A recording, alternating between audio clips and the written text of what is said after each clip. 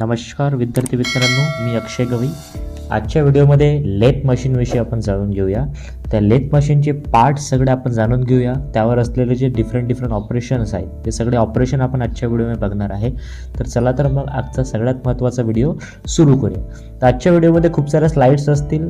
तुम्हाला स्लाईडद्वारा सगळ्या गोष्टी समजून सांगितल्या जातील. त्याची हिस्ट्री काय आहे, ते कुठून आलं गेलं, ते कुठल्या ऑपरेशनसाठी यूज केलं गेलं, त्या सगळ्या गोष्टी आजच्या व्हिडिओ आपण बघूयात. आजचा सगळ्यात महत्त्वाचा फोकस राहणार आहे तुमच्या सगळ्या मित्रांनो लेथ मशीनवर. ठीक आहे, तर चला मग व्हिडिओ सुरू करूया. स्लाईड नंबर 2चा जर विचार केला आपण तर लेथ मशीन हे जे नाव आहे याची डेफिनेशन या ठिकाणी तुम्हाला दिसेल. लेथचा प्रश्न पडत असेल की लेथ मशीन म्हणजे काय, तर लेथ मशीनची डेफिनेशन बघा तुमच्या समोर दिलेली आहे. तर या डेफिनेशनकडे जरा तुम्ही लक्ष द्या काळजीपूर्वक, तुम्हाला डेफिनेशन समजेल. तर सगळ्यात पहिले बघून घ्या डेफिनेशन काय म्हणते की lathe machine is a machine, अशी मशीन जी रिमूव्ह करेल, अशी मशीन जी काय करेल मित्रांनो, रिमूव्ह करेल a metal from the piece of work. एक जर तुमच्याकडे वर्क पीस असेल, समजा फॉर एक्झाम्पल माझ्याकडे एक सिलेंडरचं वर्क पीस आहे, तर त्या वर्क पीसवरून मेटलला कमी करणे, त्या मेटलला कमी करून त्याचे डायमीटर कमी करणे म्हणजे आपण त्याला बोलू शकतो लेथ मशीन. त्यानंतर lathe machine is a one of the most important machine tool in the metal work industry.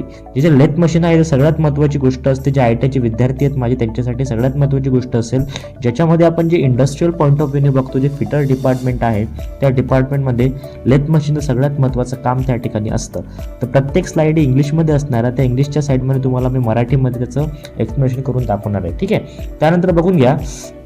The cutting tool is a fit in to the work piece which rotate about its own axis causing the workpiece to be formed to the desired shape. ठीक आहे, तर for example जे आपण मशीनचं जे work आहे, ज्याच्यावर आपल्याला work करायचं आहे, तो जो एक पार्ट असेल, तो जो एक ब्लँक आपल्याकडे असेल, तर त्या ब्लँकवर आपल्याला वर्किंग करायचं आहे. ते म्हणजे सर्क्युलर ऑपरेशन ही मशीन परफॉर्म करत असते. तुम्हाला एक गोष्ट बेसिक माहिती असेल, तर त्यावर हे सगळं वर्क करतं आणि ते स्वतःच्या एक्सेसवर ते फिरत असतं. ठीक आहे, lathe machine is also known as a mother father of the entire tool family.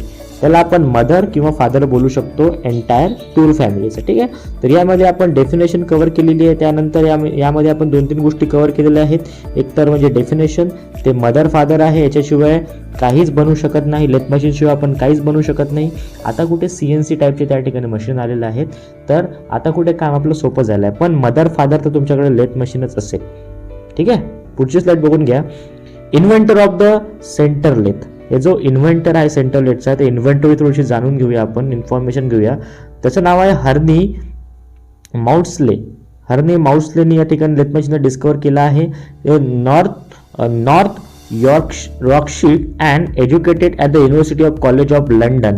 त्या ठिकाणी त्यांनी एज्युकेशन केलं. He was an outstanding student collecting 10 gold medal and graduating with an MD degree in 1857. या ज्या सायंटिस्टचं नाव आहे, सायंटिस्टचं नाव तुम्ही लक्षात ठेवू शकता जर तुम्हाला डीपली जाणून घ्यायचं असेल तर. ठीक आहे, सर हर्नी नावाने त्या ठिकाणी त्या सायंटिस्टचं नाव आहे, ज्याने त्या इन्व्हेंटरचं नाव आहे, ज्याने लेथ मशीनला त्या ठिकाणी इन्व्हेंट केलं. ठीक आहे, पुढची साईड बघून घ्या.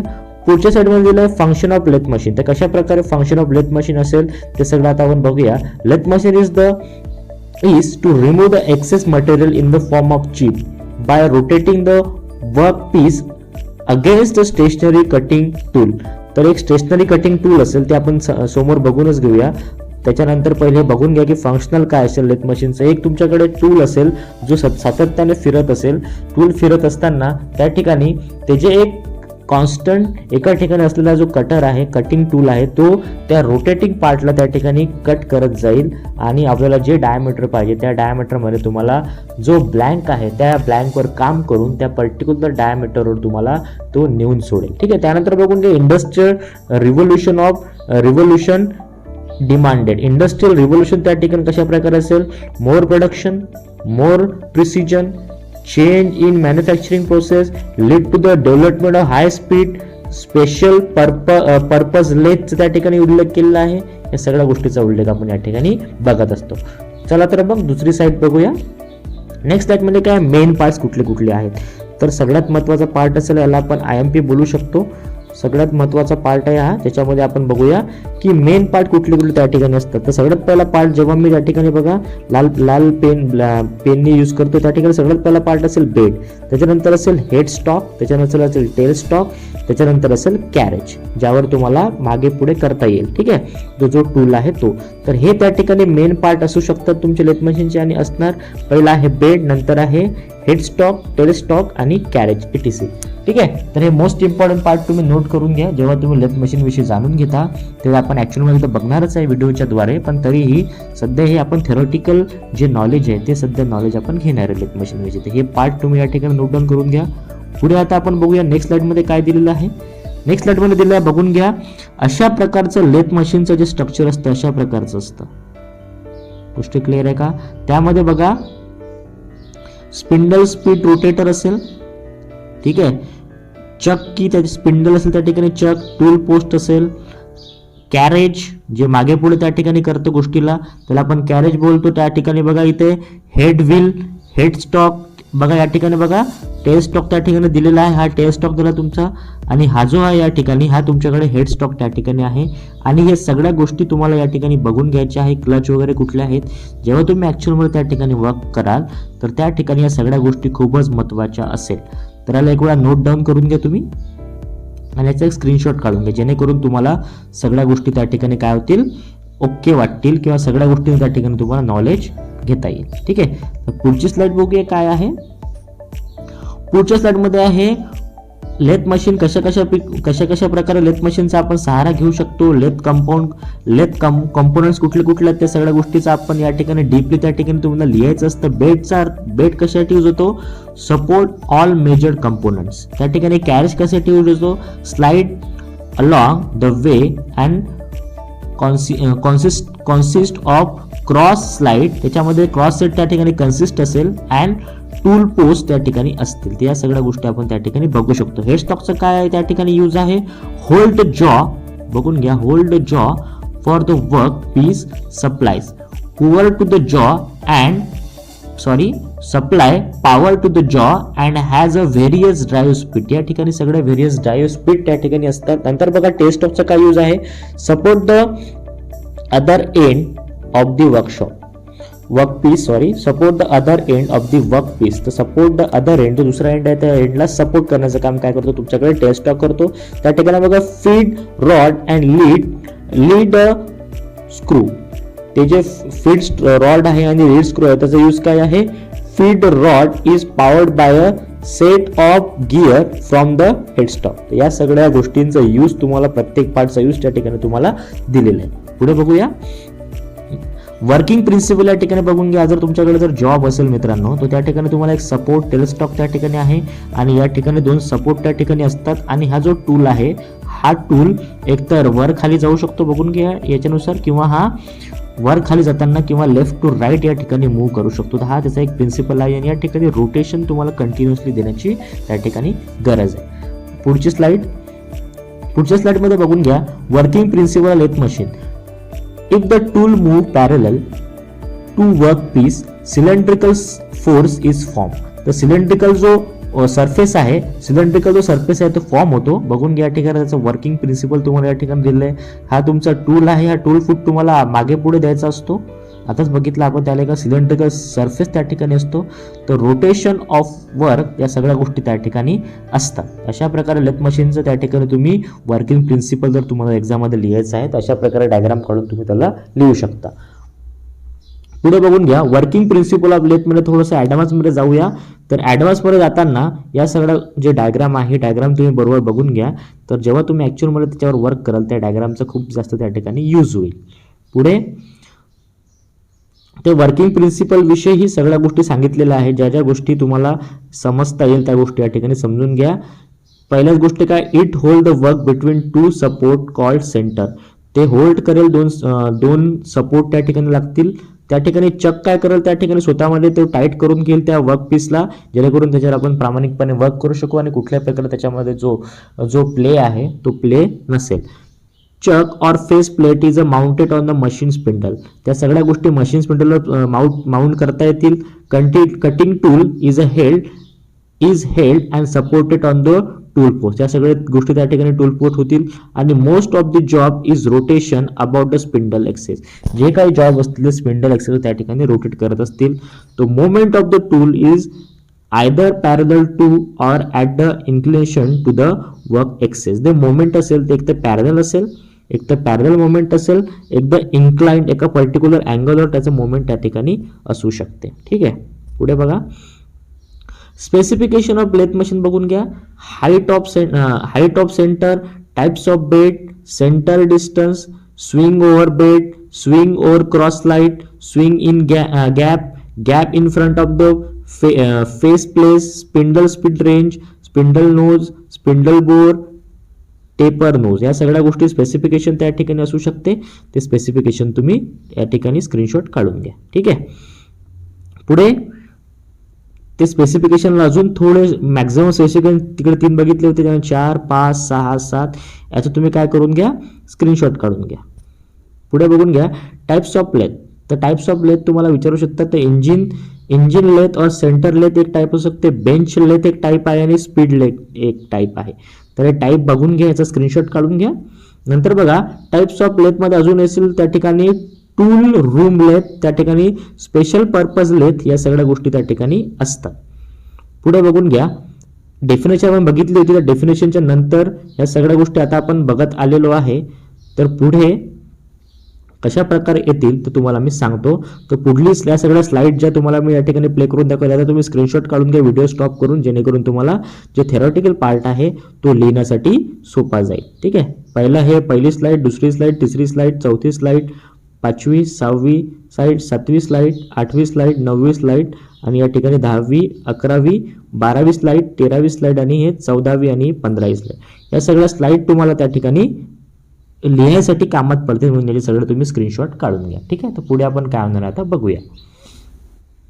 यामध्ये बघून घ्या मित्रांनो, पुढे अजूनही त्याचे टाइप्स आहेत. एक ऑटोमॅटिक लेथ मशीन असू शकते तुमच्याकडे, अजून एक टॉरेंट लेथ मशीन आहे, आणि एक कॅपस्टन लेथ मशीन आहे. या सगळ्या लेथ मशीनचं जे टाइप्स आहेत ते तुम्हाला लक्षात असणे गरजेचं आहे. बिकॉज हे जे युग आहे, हे टेक्नॉलॉजिकल युग आहे. त्या युगामध्ये सगळ्या गोष्टींचा त्या ठिकाणी अभ्यास असणे फारच महत्त्वाची गोष्ट आहे. पुढची स्लाइड बघून घ्या. त्याच्यामध्ये टाईप नंतर बघून का ऑपरेटिंग कंडिशन कशा प्रकारे असतील लेथ मशीनच्या. तर अशा प्रकारे जो व्ह्यू आहे, जेव्हा तुम्ही ॲक्च्युअलमध्ये वर्क डन कराल लेथ मशीनवर, तर अशा प्रकारे त्या ठिकाणी तुम्हाला व्ह्यू दिसेल. त्याच्यामध्ये वर्क पीस तुम्ही या ठिकाणी लावू शकता. वर्क पीस बघून घ्या, तुम्ही या ठिकाणी वर्क पीस लावू शकता. वर्क पीस लावल्यावर त्या ठिकाणी बघा कटिंग डेप्थ ऑफ कट त्या ठिकाणी तुम्ही देऊ शकता. त्याला बघून घ्या, या ठिकाणी डेप्थ ऑफ कट देऊ शकता आपण. मशीन सरफेस, हा जो मशीन झालेला म्हणजे त्याच्यावर वर्क डन झालेला जो सरफेस, त्याला आपण बोलतो मशीन सरफेस. त्यानंतर बघा हे चिप त्या ठिकाणी बाहेर निघतील. जेव्हा कुठलाही पदार्थ किंवा कुठली गोष्ट जेव्हा कमी होत असते, तेव्हा स्वतःमधून ते काहीतरी स्वतःचं जे मटेरियल आहे ते रिझ्यू त्या ठिकाणी मटेरियल आहे त्या ठिकाणी ते लॉस करत असते किंवा स्वतःमधून ते बाहेर काढत असते, त्याला आपण चिप म्हणतो. त्यानंतर बघा डेप्थ ऑफ कट, तर किती आपण त्या ठिकाणी कट देऊ शकतो, आत किती कट द्यायला पाहिजे या डायरेक्शननी, किंवा आपण त्या ठिकाणी फीड किती द्यायला पाहिजे, या सगळ्या गोष्टी आपण या ठिकाणी बघत आहोत. तर अशा प्रकारे तुम्हाला त्या ठिकाणी ऑपरेशन करता येईल. तर हा जो पूर्ण वर्क पीस आहे, तर कशाच्या सहारे आपण त्या ठिकाणी लावलेला आहे मित्रांनो, तो चकच्या सहारे त्या ठिकाणी आपण त्याला लावलेला आहे. ठीक आहे, तर अशा प्रकारे तुम्हाला ते ऑपरेशन बघायचे आहे. तर प्रत्येक पार्ट कशा प्रकारे आपण त्याला फीड देऊ शकतो, डेप्थ कशा प्रकारे आपण देऊ शकतो, अशा प्रकारे आपण त्याला डेप्थ देऊ शकतो, आणि फीड जर द्यायची तुम्हाला तर अशा प्रकारे तुम्ही त्याला फीड देऊ शकता. ठीक आहे, बघून घ्या पुढली स्लाइड तुम्हाला दाखवतो आता मी. तर लेथ ऑपरेशन्स कुठल्या प्रकारे आहे, तर सगळ्यात महत्त्वाचं म्हणजे तुम्हाला एक्झाममध्ये विचारण्याची गोष्ट म्हणजे लेथ ऑपरेशन्स तुम्हाला त्या ठिकाणी विचारतात. तर हे ऑपरेशन तुम्ही पहिलं बघून घ्या, याच्यावरच पूर्ण लेथ मशीनचं जे बेसिक फंडामेंटल आहे ते डिपेंड आहे. सगळ्यात पहिलं बघून घ्या turning operation, facing operation, boarding operation, drilling operation, rhyming operation, threading operation आणि नर्लिंग ऑपरेशन. तर हे सगळे महत्त्वाचे ऑपरेशन्स आहेत जे लेथ मशीनद्वारा त्या ठिकाणी आपण बनवू शकतो. लेथ मशीनद्वारा त्या ठिकाणी ते परफॉर्म केले जातात, त्याला बोलतो आपण लेथ ऑपरेशन्स. तर हे जेव्हा तुम्ही ॲक्च्युअलमध्ये प्रॅक्टिकल कराल तुमच्या वर्कशॉपमध्ये, तेव्हा तुम्हाला सगळ्या गोष्टी समजतील. ठीक आहे, पुढे बघून घ्या. थोडा आपण आता विस्तारात या गोष्टीला आपण बघूया ऑपरेशन्सला. तर बघून घ्या लेथ ऑपरेशनमध्ये या ठिकाणी बघून घ्या, स्लाइड तुमच्याकडे आहे. स्ट्रेट टर्निंग बघून कशा प्रकारे स्ट्रेट टर्निंग, फीड बघून घ्या, फीड या ठिकाणी लक्ष देऊ शकता तुम्ही. तेव्हा तुम्हाला टॅपर टर्निंग जर तुम्हाला करायचं असेल, कुठला जर तुमच्याकडे सर्क्युलर ऑपरेशन असेल, तर जर तुम्हाला शंकू आकाराचा बनवायचा असेल, तेव्हा तुम्ही त्याला टेपर टर्निंग करू शकता. त्यानंतर बघून घ्या प्रोफाइलिंग. त्यानंतर नेक्स्ट जर मला दाखवायचं झालं तर या ठिकाणी डी कडे थोडं फोकस करूया. तर डी कडे फोकस करताना बघून घ्या या ठिकाणी काय आहे तुमच्याकडे टर्निंग अँड एक्सटर्नल ग्रोविंग. त्यानंतर फेसिंग. फेसिंग तुम्हाला मेन ऑपरेशन आहे फेसिंग. जेव्हा तुम्ही कुठली गोष्ट करत असता तेव्हा फेसिंग करणे सगळ्यात पहिलं ऑपरेशन म्हणजे फेसिंग. ठीक आहे. फेस ग्रोविंग त्या ठिकाणी आहे. त्यानंतर बघा cutting with with with form tool. Cutting त्या ठिकाणी फॉर्म टूल करू शकतो. त्या ठिकाणी बघा बोरिंग त्या ठिकाणी आपण करू शकतो. इंटरनल बोरिंग किंवा इंटरनल ग्रोविंग त्याला बोलतो आपण. त्या ठिकाणी ड्रिलिंग पण आपण त्याच्यामध्ये करू शकतो. हे सगळं डायग्रामॅटिकल रिप्रेझेंटेशन आहे मित्रांनो तुमच्यासमोर मी दिलेलं आहे, जे आपण प्रिव्हियसली बघितलं होतं लेथ मशीन ऑपरेशनमध्ये. त्यामध्ये बघा कटिंग ऑफ. जर तुम्हाला पार्टमध्ये एखादं जर तुम्हाला काही बनवायचं असेल त्या ठिकाणी, किंवा सगळ्यात महत्त्वाचं ऑपरेशन म्हणजे त्या ठिकाणी करू शकतो आपण थ्रेडिंग. त्यानंतर बघा नर्लिंग त्या ठिकाणी आपण करू शकतो. हँडल्सला त्या ठिकाणी नर्लिंग असतं, किंवा फ्रिक्शन त्या ठिकाणी वाढवायचं असेल तर त्या ठिकाणी तुम्ही नर्लिंग ऑपरेशन करून त्या कुठल्याही एका प्लेन गोष्टीला तुम्ही त्या ठिकाणी वेगळ्या वेगळ्या प्रकारामध्ये त्याला नर्लिंग तुम्ही करू शकता. ठीक आहे. पुढची स्लाइड. आय होप तुम्हाला ही स्लाइड समजली असेल. डायग्रामॅटिकल रिप्रेझेंटेशन आहे. पुढची स्लाइड बघून घ्या. आता बघूया आपण टर्निंग ऑपरेशन. टर्निंग ऑपरेशनमध्ये बघून घ्या सिलेंड्रिकल जॉब या ठिकाणी असतो, त्याच्यावर आपण टर्निंग ऑपरेशन करू शकतो. त्या ठिकाणी बघा कटिंग फीट तुमच्याकडे दिलेली आहे. चक त्या ठिकाणी दिलेलं आहे. जे आपण प्रिव्हियस स्लाइड बघितलेला मित्रांनो ती स्लाइड आहे ही. त्याला आपण बोलू शकतो टर्निंग ऑपरेशन. तर या ऑपरेशनमध्ये हा जो तुमच्याकडे वर्कपीस आहे हा सर्क्युलरली त्या ठिकाणी फिरत असेल. ठीक आहे. एक तर क्लॉकवाईज असेल किंवा अँटी क्लॉकवाईज त्या ठिकाणी तो फिरू शकतो. तर ते तुम्हाला एक्सपेरिमेंटली समजूनच जाईल कशा प्रकारे तुम्हाला ते फिरवायचं असतं. तुम्हाला जे इन्स्ट्रक्टर आहे ते सांगतील. ठीक आहे. पुढे बघून घ्या. टर्निंग ऑपरेशनमध्ये काय excess material is remove to reduce the diameter. तर सगळ्यात पहिल्या ऑपरेशनमध्ये जेव्हा टर्निंग आपण बघतो त्याच्यामध्ये काय असतं डायमीटर आपण काय करतो रिड्यूस करत असतो एक्सेस मटेरियल त्याच्यामधून बाहेर काढून. त्याच्यानंतर कटिंग टूलमध्ये काय टर्निंग टूल्स त्या ठिकाणी यूज होणार आहे. ऑब्विसली टर्निंग ऑपरेशन आहे त्या ठिकाणी टर्निंग टूल यूज होणार आहे. Work is held in either chuck or between the centre. Work कशामध्ये केला जाईल हेल्ड म्हणजे कशामध्ये ते टेक पार्ट केलं जाईल. एकतर चकमध्ये पकडलं जाईल. आपण बघितलं होतं चेकचा यूज त्या ठिकाणी बघितला बिटवीन द सेंटर किंवा सेंटरच्या दोन बिटवीनमध्ये हेड स्टॉक आणि टेल स्टॉकच्या मदत त्याला पकडल्या जाईल. किंवा बघून घ्या fourth longitudinal feed is given to the tool either by hand or power. Either जे तुम्हाला फीड द्यायचे तुम्हाला बोललो मी एक फीड द्यायची असतं अशा प्रकारची फीड किंवा अशा प्रकारची फीड तुम्हाला द्यायची असते. तर डिपेंड अपेल तुम्हाला कसला पार्ट बनवायचा आहे. त्याच्यामध्ये जर तुम्ही हँडनी पण ती इंच बाय इंच किंवा सेंटीमीटर बाय सेंटीमीटर किंवा MM बाय MM तुम्ही देऊ शकता बाय हँड सुद्धा. किंवा त्या ठिकाणी डायरेक्टली तुमच्याकडे खाली अरेंजमेंट असेल त्या अरेंजमेंटमध्ये तुम्ही ते अरेंजमेंट सेट करून डायरेक्टली तुम्ही त्याला पॉवरने त्या ठिकाणी तुम्ही त्याला फीड देऊ शकता. रिक्वायर्ड तुमचं सेटिंग त्या ठिकाणी कशा प्रकारे आहे त्यानुसार. नंतर बघून घ्या पुढची स्लाइड.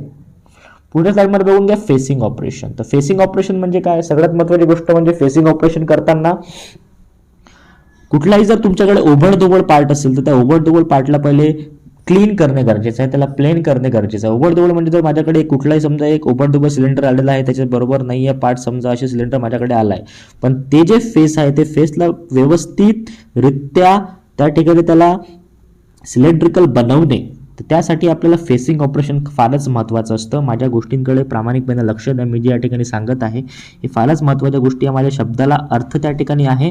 प्रत्येक गोष्ट जर तुम्ही व्यवस्थित ऐकली तर तुम्हाला कुठल्याही प्रकारचं डाऊट त्या ठिकाणी राहणार नाही. तर चक त्या ठिकाणी आहे.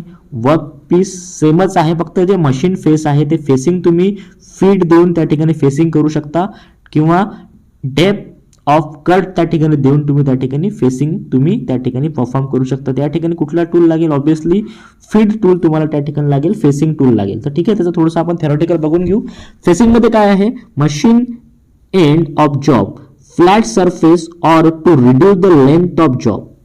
एकतर मशीन एंड ऑफ जॉब असेल हा एकतर मशीन एंड ऑफ जॉब असेल किंवा flat surface or to reduce the length of job.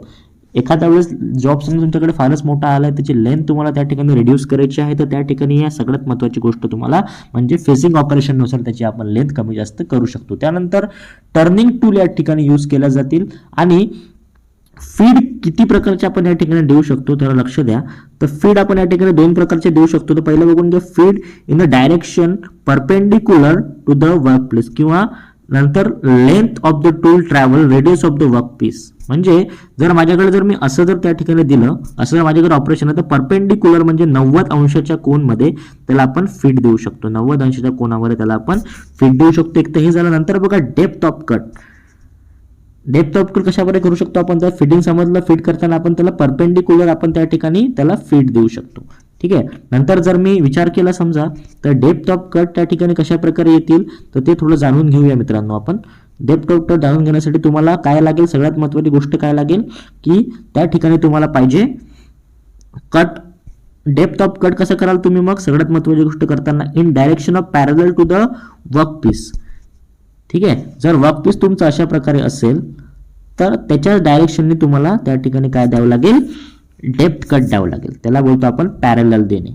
ठीक आहे. समांतर देणे. आणि परपेंडिक्युलरला बोलतो आपण 90 अंशाच्या कोनामध्ये त्या ठिकाणी काटकोनात त्या ठिकाणी त्याला फिट देणे. बस एवढ्याच गोष्टी आहेत. आता पुढची स्लाइड बघू काय म्हणते. Knurling operation. नर्लिंग ऑपरेशन म्हणजे produce the rough textured surface. एखादा सरफेस जर एकदम क्लीन असेल त्याला आपण काय करू शकतो, त्या ठिकाणी रफ सरफेस बनवण्याचं काम करते. हे जे नर्लिंग ऑपरेशन आहे मित्रांनो, ते नर्लिंग ऑपरेशन त्या ठिकाणी for a decorative and or functional purpose, decorative साठी आणि फंक्शनल पर्पज साठी त्या ठिकाणी आपण त्याला यूज करू शकतो. नर्लिंग टूल त्या ठिकाणी यूज करतात.